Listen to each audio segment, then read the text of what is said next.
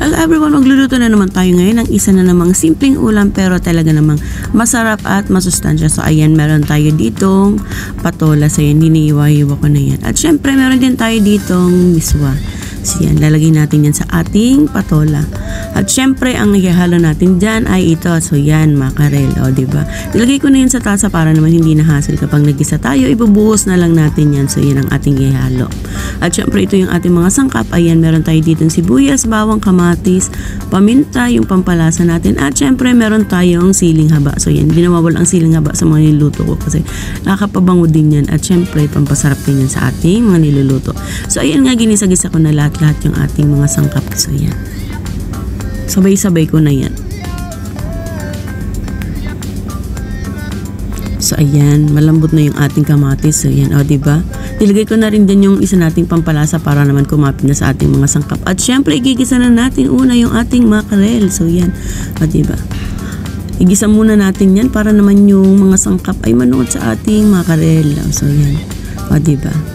Kaya syempre halo-haloin lang natin yan. Gisa-gisa muna natin ng mga ilang minuto. Ang bilis lang naman lutuin ang ulam na ito. So yan, o diba ang ganda na ng niya, sabaw. At syempre ayan na nga, at nagisa na natin, kaya lalagay na rin natin ang ating patola. O diba? Gigisa din muna natin yung ating patola sa ating mga sangkap at syempre dun sa ating makarel. So yan, hinalo-halo ko na yan. So yan, pakulo-kulo muna natin ng saglit. At syempre dadagdagan na din natin yan ng tubig para namang may sabaw na talaga siya, kasi lalagyan natin yan ng miswa. Kailangan medyo madami-dami yung sabaw dahil yung miswa nag-absorb yun sa tubig. Kung konti lang yung tubig mo, pag lumamig yan, wala na yan sabaw. So ayan, kaya medyo dinagdagan ko yung tubig. Depende yan sa inyo at sa dami ng inyong patola na nilagay. So yan, syempre hayaan natin yan na kumulo. Ayan, pakuluin muna natin ng mga ilang minuto pa. Ang naman patola naman madali lang yan maluto. Pero syempre kailangan pakuluin natin ng mabuti. So ayan, lalagay na nga natin yung ating miswa yan. Lalo naman itong miswa kapag nilagay mo yan, okay na yan. Mga ilang minuto okay na yan.